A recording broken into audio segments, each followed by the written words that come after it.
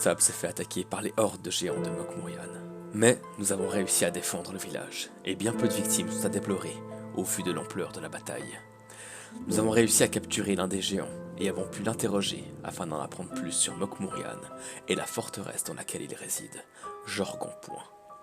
Il semblerait que notre adversaire avait pour but de voler une pierre du phare, afin de la faire parler et d'en découvrir certains secrets. Nous libérons le géant, préparons nos affaires et partons en direction des monts de fer, après avoir dit nos au revoir aux personnes que nous aimons. Ce voyage s'annonce périlleux, surtout en cette saison froide, mais nous avons déjà affronté maints dangers avec mes compagnons. Ainsi, nous quittons un nouveau point de sable, en direction du nord.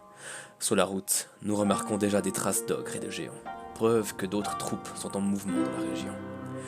Nous poursuivons notre route, car notre voyage en direction des monts de fer et de la forteresse de Jorgon Point ne fait que commencer. Et donc la nuit se fait plus obscure, plus épaisse. Le brouillard se lève de plus en plus fort, lui aussi. Et le vent cinglant s'immisce de plus en plus sous vos vêtements et vient vous mordre méchamment. Qu'entreprenez-vous de particulier? Donc effectivement, je tiens à préciser que nous sommes partis sans tente, mais c'est parce que je sais que vous êtes des durs à cuire et qu'un peu de froid nous fera pas de mal. Mais heureusement, j'ai pris des pierres chauffantes et donc je les mets immédiatement dans le feu. Comme ça, on pourra se les mettre dans nos sacs de couchage. Mais on Yes. avait. Mais si. Je pense que Tilia devrait dormir dans une tente et puis que nous, on peut Mais on va je, les je pense même qu'on peut se mettre du coup Tilia plus quelqu'un sous la tente en se serrant bien, ce sera pas très confortable, mais au moins les deux personnes auront chaud. Et puis moi et Rain, on peut rester dehors, histoire de dormir et monter la garde. Voilà, et puis de toute façon, Alors, avec la pour, couverture pierre chauffante, ça sera déjà pas mal. Ouais. pour information, Tilia, j'enlève un jour de bois de chauffage Ouais. dans l'inventaire de Syringa. Et les pierres chauffantes, tout ça, ça doit quand même un peu faire fondre la neige au sol autour de nous, non? Si ça chauffe. Ça risque, oui. Bah, Donc- on peut déjà essayer de déblayer un maximum la neige pour pas être sur de la neige humide. Mais... Mhm. Ouais. Oui, mais non, mais si on est sur sol pas mouillé, c'est déjà pas mal, tu vois.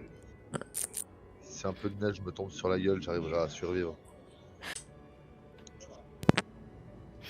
Voilà, donc effectivement, avant de déposer des pierres chaudes au sol, il vaut mieux déblayer la neige. C'est qu'est-ce qu'on fait? Voilà, on va Ouais. s'affaire. On va s'en faire. Et donc, vous disposez le campement pour la nuit. Et je pense que vous resterez quand même un peu la moindre, parce Oui. que ça knappe le froid, vraiment. Vous n'avez pas d'engelure pour l'instant, mais vous sentez effectivement que entre le vent et le froid, cette nuit, le sommeil va probablement être assez moyennement reposant. Ouh. Est-ce que vous prenez d'autres dispositions particulières? Bah, en fait, j'ai un truc que j'avais préparé pour l'attaque sur Point de Sable, c'est excavation expéditive. Donc j'ai un sort qui me permet de déplacer de la terre. Donc si on veut même s'enterrer un petit peu pour se protéger du vent, vu qu'il n'y a pas de tente, c'est Ah bah oui. possible. Ah bah oui. Voilà, comme ça on va dormir complètement. Le sort permet d'ouvrir une fosse de 1,50 m sous les pieds d'une créature. Une créature de taille M ou plus petite tombe au fond, à moins de réussir un jet de réflexe. Dans ce cas, elle peut choisir d'atterrir sur ses pieds. Nanana. Tac, tac, tac. Je crois que c'est pas dit. Hein. Puis durée, enfin il y a instantané, il n'y a pas de Il y a une fosse quoi. d'infos. Ouais. Ouais, effectivement, ouais, ça crée une fosse. Mais c'est magnifique. C'est magnifique. Ah non, mais les petits sorts de druide, ils passent bien quand même. Mhm. Ah bah, les druides, ça vit dans la nature, donc ça a un petit peu de magie pour s'aider. Mhm. Alors effectivement, tu arrives à creuser, mais bon, le sol est quand même assez rocailleux, somme toute, hein, donc tu peux... Il y a des endroits où ça va creuser, puis ça va arriver jusqu'au rocher, quoi. Donc vous pouvez vous servir de cette terre, vu que ça répartit de façon relativement égale. En fait, ce que tu fais, c'est que tu lances le sort autour de l'endroit où vous allez camper. Puis vu que ça répartit la terre, que ça en a extrait de façon égale, bah, ça fait une jolie zone plane aux abords du trou que tu as généré. Oh, Je vous demanderai de retirer de vos inventaires les victuailles que vous avez utilisées. C'est inadmettable. Avant que la fatigue ne nous submerge, je vais me diriger vers notre ami Kurokaze afin d'échanger quelques paroles avec lui. Eh bien, tu te rapproches de Kurokaze. En effet. Kuro, est-ce que tu as un moment? Bien sûr, Tilia. Qu'est-ce que Je je peux sais faire pour que, toi? tu sais, nous avons été souvent divisés et parfois même opposés, mais je vois bien et je sens bien que ce n'est plus le cas. Ça fait déjà un moment que nous sommes des camarades, mais depuis quelque temps, nous sommes plus que ça, nous sommes de la famille. Je t'ai vu t'enfoncer dans des ténèbres, mais aujourd'hui, je vois bien que tu as changé, je vois que tu rayonnes. Et ça me réjouit. Je t'ai vu à Point de Sable partir au combat seul, au devant du danger. Armé de tes compétences, certes, mais nous affrontons des dangers et des puissances de plus en plus fortes et j'avoue que je m'inquiète un peu quand tu pars en solitaire au front comme ça. Et je sens que tu as trouvé une voie où tu peux briller et où nous pouvons être ensemble sur le même chemin de lumière. C'est pourquoi j'ai préparé un petit cadeau, un gage de ma gratitude et de mon admiration sur le chemin que tu as parcouru. Alors, quand tu partiras encore au front, armé de tes seules compétences, comme un casse-cou que tu es, j'espère que ceci pourra t'éclairer dans l'obscurité la plus sombre et être une petite étincelle toujours avec toi pour raviver le feu de ton âme qui ne saurait s'éteindre si facilement. Et Tilia te tend un symbole sacré de Sarenrae. Ça, j'ai... j'ai entendu tes paroles, elles m'ont touché. Parce que c'est vrai que j'ai fait des efforts pour revenir sur le droit chemin. Que changer est difficile, mais... Quand je saisis le symbole que tu m'as offert, eh bien, je suis rempli de l'amour et de la lumière de Sarenrae. Je pense tout de suite à vous, à Meiko, et je pense aussi à tous les gens qu'on doit préserver d'une mort certaine en Varisie. Et je te fais un grand sourire, Tilia, et je te dépose un baiser sur le front, comme un ami proche pourrait le faire. Je te rends ton sourire et Tilia, après ce geste d'affection, te prend dans ses bras avec un petit rire du style je sais bien que c'est pas trop notre style, mais allez. Puis au moment où t'es dans mes bras, je me tourne, puis je regarde Rain, et puis je me dis, cette fois-ci c'est bien réel. Il est vraiment de retour. Et puis j'observe bien sûr Srendil qui est fidèle à lui-même depuis que je le connais. L'immuable Alors- serait alors- notre ami. alors par contre, Srendil est quand même un peu plus sombre et moins enjoué qu'il ne l'était au tout début de la campagne. Tu sens que tous les effets, toutes les épreuves traversées l'ont quand même profondément affecté l'une après l'autre. Je suis plus muet, peut-être un peu plus concentré qu'avant. Fixé et déterminé sur mon objectif. Mais sinon, fait- je suis toujours Srendil. En fait, on a ajouté du rain dans son Srendil. Non, c'est un peu différent. C'est pas le même genre de calme. Ça. Tu sens que c'est le calme de la montagne qui dort avant d'exploser. Et en tout cas, Kuro, ça me fait plaisir aussi de te voir rayonner comme ça. Je crois avoir entendu ton appel à Sarenrae lorsque tu te battais avec Raokan dans cette montagne de pierre. J'ai cru entendre ta voix appeler sa lumière. Et même moi qui voue davantage un culte à Erastil, à sa nature et à la famille qu'il protège. La famille et ses forêts et ses campagnes ne seraient rien sans un soleil bienfaiteur. Et Srendil, je vois aussi que tu as quelque peu changé depuis que je suis parti au-delà de l'au-delà. Mais je reviens avec un peu plus de lumière avec moi, et si je peux éclairer davantage notre chemin, c'est avec plaisir que je le ferai. J'acquiesce. Il y aura d'autres douleurs, d'autres souffrances, je pense. Mais on éclairera ce chemin tous ensemble, les 4. Mais je n'ai plus envie de perdre un seul d'entre vous, encore une fois. Faudra qu'on soit soudés, ça on le sera de toute façon, mais organisés face à l'adversité qui devient de plus en plus dangereuse. Oui. Nos adversaires sont de plus en plus puissants. Il faudra être très prudent. Mais nous le sommes aussi. Oh que oui.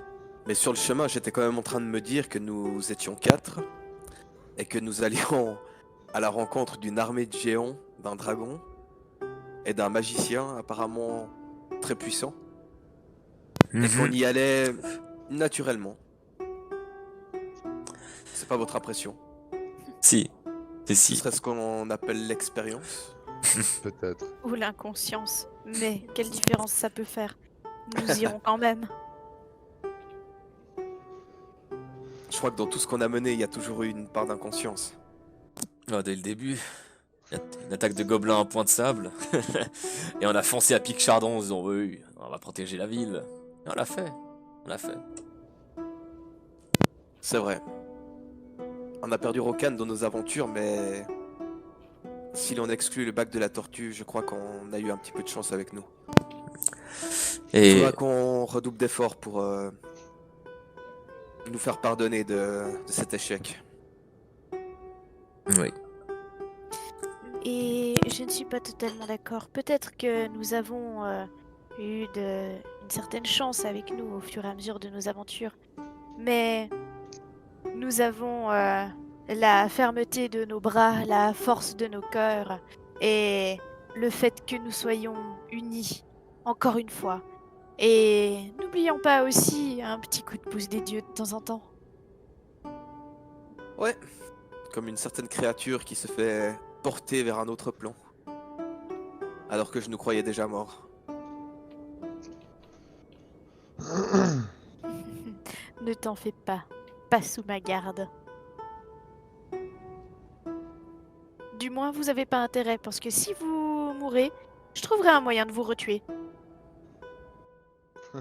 Elle aussi, elle a changé, non? C'est vrai, elle a pris en maturité, elle a vu des choses qu'elle ignorait avant. N'est-ce pas, Tilia? J'ai vu des choses. On a tous Et vu des pourtant, choses. elle n'était pas dans le van. On a tous vu des choses qui nous ont marqués. Cette aventure que nous menons depuis que nous nous sommes rencontrés nous a tous profondément changés. Pour le mieux, je regarde Kuro, je regarde Rain, et je me regarde au travers de la lame de Masamune et je dis, ou pour le pire. Rien n'est sûr de ce qu'il adviendra de nous. Mais une chose est sûre, c'est que si nous survivons, nous ne serons jamais libres. Et je n'ai pas envie de redevenir celui que j'étais de toute façon, donc ça tombe bien. Et je n'ai pas non plus envie de revenir celui que j'étais vu que j'étais mort. Donc je suis bien dans la lumière de la vie. Je crains pour ma part que l'ancien Srendil insouciant soit lui aussi mort. À défaut de l'être physiquement, il l'est tout du moins spirituellement. Mais, mon ami Srendil, tu dit que tu n'es plus le même, mais ça nous arrive à tous, à plusieurs moments de notre vie, et à certains moments, on appelle ça grandir, tout simplement. Ce n'est pas vraiment évitable, mais ce n'est pas dramatique. Eh bien, je ne suis absolument pas étonné que les mots les plus sages prononcés autour de ce feu viennent de la meilleure des prêtresses de Sarenrae. Est-ce qu'on peut dire que nous serions déjà tous morts au moins une fois et que nous ne sommes que nos propres réincarnations? Quelque Je chose pense- comme ça, ouais. Je pense que nous sommes un petit peu tous nés à nouveau. Alors pourquoi ne pas lever un verre à notre renaissance et à la vie qui se dresse devant notre chemin? Quelqu'un a Juste de une quoi vinaigre. boire? Ok, part de on a l'eau. un feu et de l'eau. Moi j'ai du thé. Si vous préférez, j'ai aussi du savon. On va pour le thé. Ouais, le thé c'est Il bien. réchauffera nos cœurs, nos âmes et nos mains aussi quand on le tiendra dans les mains. Donc effectivement, tu prépares un peu d'eau chaude. Tu prépares du thé dont tu peux retirer 4 tasses de ton inventaire. Et effectivement, le thé vous fait du bien. Il vous revigore, il vous réchauffe. Et le sommeil se fait de plus en plus pesant. Vous sentez vos jambes douloureuses de la journée de marche. Les muscles ont eu le temps de se refroidir et vous sentez que demain, vos membres vous feront fort probablement souffrir. Je vais me masser un peu avec les pierres chaudes de Rain. Mhm. Un maximum avant de dormir. Tu sens effectivement que ça va probablement te faire du bien. Pendant que Kuro se masse, que tout le monde boit son thé, j'entame une petite chansonnette de Point de Sable. Un petit truc typique qu'on chantait les jours de neige avec maman devant la cheminée. Qui parle des landes et du pays, qui parle des neiges qui recouvrent la terre de son manteau blanc. Qui parle aussi des bougies allumées et de la chaleur dégagée par le feu d'une amitié sacrée, d'un amour maternel ou d'un amour érotique. Tout ce qui peut rappeler la chaleur en ces temps de froid. Et je la marmonne tout doucement, légèrement, comme pour qu'il y ait juste un petit filet de son. Pendant que la buée qui sort de ma tasse danse sous mon regard, qui fixe le feu d'un air pensif. Est-ce qu'on peut entendre le violon de Rokan à travers le vent qui l'accompagne? Pardon, excusez-moi. Ah, ça a pas l'air. Désolé. Ça a fait Non, l'effet c'est- berceuse. C'est juste que j'avais besoin de bailler. Voilà, désolé. Est-ce que tu t'es mordu la nuque tellement t'as baillé fort? Non, l'anus. Un gros bâillement. Fort, alors. Effectivement, peut-être que le vent a pu porter à vos cœurs plus qu'à vos oreilles le son du violon et de l'archet qui le fait vibrer. Peut-être n'était-ce qu'une bourrasque de plus. Peut-être était-ce le rire miaulé de Rokan courant après une tache rouge lumineuse sur le canapé. Non.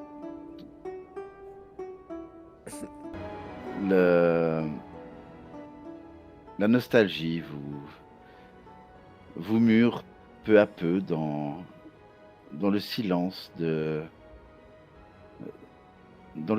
alors que le vent est le seul son qui vient à être entendu alors que petit à petit vos tasses de thé commencent à se refroidir de plus en plus vite alors que vous les videz.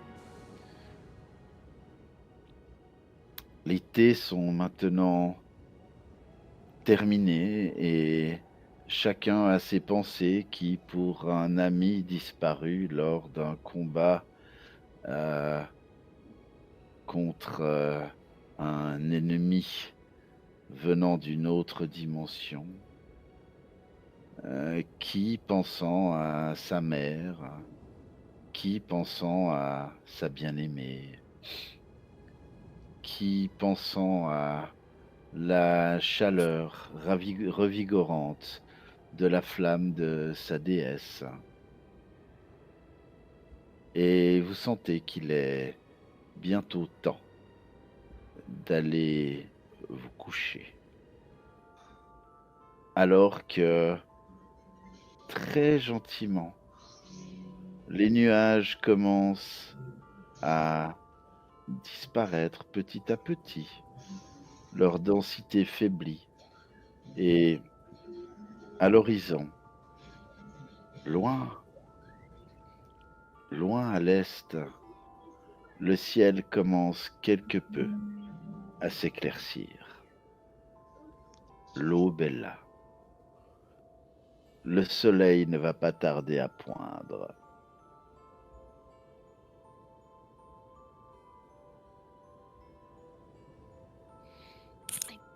Je vais commencer à sortir des affaires du sac, préparer petit déjeuner ou faire chauffer de l'eau pour si jamais quelqu'un remontait. Voilà, me ferrer un petit peu à commencer à manger certaines choses, tout ça. Très bien. Tant pas trop bruyante, mais je pense que mes camarades vont se réveiller bientôt. Je cherche pas non plus à être hyper silencieuse. Et effectivement, l'odeur des rations réchauffées petit à petit réveille tes camarades qui émergent gentiment des brumes du sommeil. Et petit à petit, le jour se lève sur cette terre enneigée, sur cette lande glacée, parcourue par le vent et la brume matinale.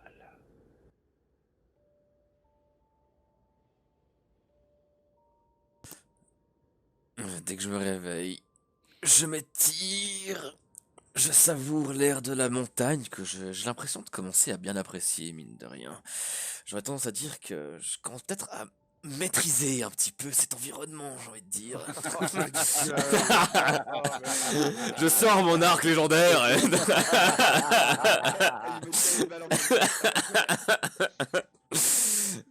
Eh, j'essaie de rendre ça RP, s'il vous plaît. C'est bon, on a compris. Le nouveau terrain que t'as choisi? Bien sûr. Non, ça c'est la maîtrise du terrain. L'environnement de prédilection, c'est autre chose. Bah oui. Ah oui. Ah, vous serez content que je vous partagerai mes bonus. Non, t'inquiète pas. Je peux buff l'équipe. Entre autres. Seulement dans une pâte aux joueurs.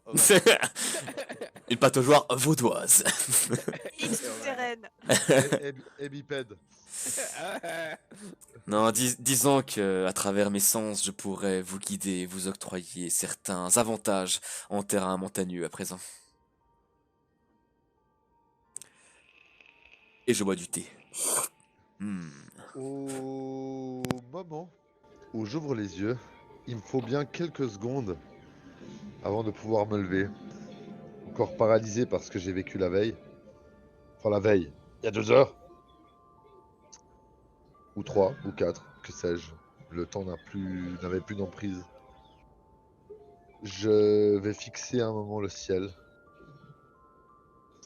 avant de venir m'asseoir autour du feu avec mes amis et de leur adresser le bonjour.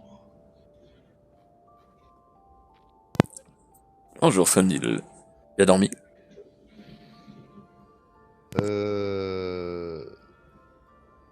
Bizarrement. Je ne vais pas te le cacher, mais il m'est arrivé quelque chose. Je vais attendre Qu'est-il? que... Je vais me manger quelque chose en vous le racontant. Et je commence donc à me servir du thé, du machin. Je sais pas ce que la gnomette a préparé à la cuisine. Mais pendant mon tour de garde, je ne sais pas si je me suis assoupi ou si j'ai été comme transporté en rêve ou en esprit. Mais je me suis retrouvé dans un espèce de temple, je dirais. Une caverne temple. Quelque chose de très mystique. Et qui abritait Longdent. Il me défiait. Il était puissant. Mais contrairement à la dernière fois, je n'avais plus peur de lui. Et j'ai pu remarquer une faille. Alors que je l'attaquais, il s'est volatilisé en éclats. Je ne peux vous dire rien d'autre. Car après cela, je me suis retrouvé ici. Je ne sais pas si c'était réel, je ne sais pas si c'était un rêve, mais cela a laissé une impression plus qu'extrêmement bizarre en moi. Il t'a dit quelque chose? À part un air de défi, pas grand-chose. Il avait comme envie de ma mort. Il était normal, vu que tu l'as affronté de près, est-ce qu'il avait la même apparence, le même éclat dans les yeux? Il était exactement le même. Hmm.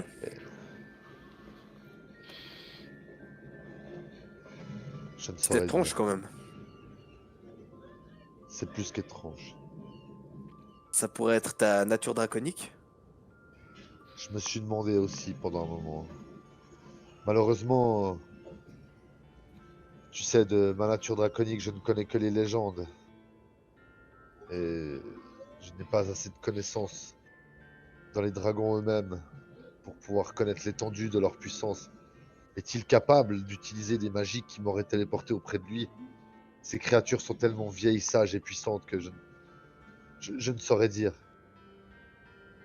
Je l'ai défait dans cette bataille, mais je n'y crois à peine. C'est très étrange. En tout cas, je tenais à vous rapporter ce que j'avais vécu. Et nous t'en remercions.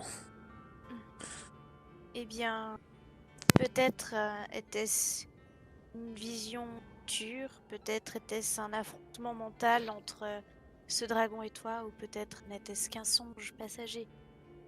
Quoi qu'il en soit, je pense que mon cœur de demi-elfe ou de dragon saura comment agir le jour où nous serons face à lui.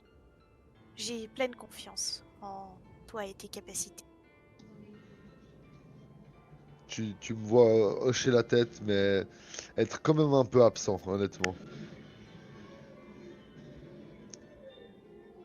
Et je te laisse dans ton absence, car je te connais bien et je sais que dès qu'il est question de dragon, cet air se peint souvent sur ton visage. Pas à nous dire s'il y a quoi que ce soit qui se passe à nouveau. Je ne sais pas si nous pourrons te rejoindre en rêve, mais si tel est le cas, nous serons toujours prêts à te venir en aide. Ça, sois-en certain. En attendant, même les dragons doivent pouvoir bien manger pour tenir une longue journée dans la neige. Et je tends une tartine ou un truc à Sren. Ok, j'acquiesce en souriant et je, bien évidemment, mange. Moi, je prends mon petit déj aussi en ayant pris soin de prendre toutes mes affaires, etc. Je suis prêt à partir. Tout pareil. Vous levez donc le camp. Le feu est recouvert de neige afin de l'éteindre. Et vous reprenez gentiment la route en direction du nord-est pour une prochaine journée de marche qui s'annonce, elle aussi, à nouveau pénible et froide. Et c'est sur ce nouveau matin, le soleil se levant de plus en plus, la lumière se faisant de plus en plus, vient gagner la salle de spectacle dans laquelle le lourd rideau de velours rouge retombe sur la scène.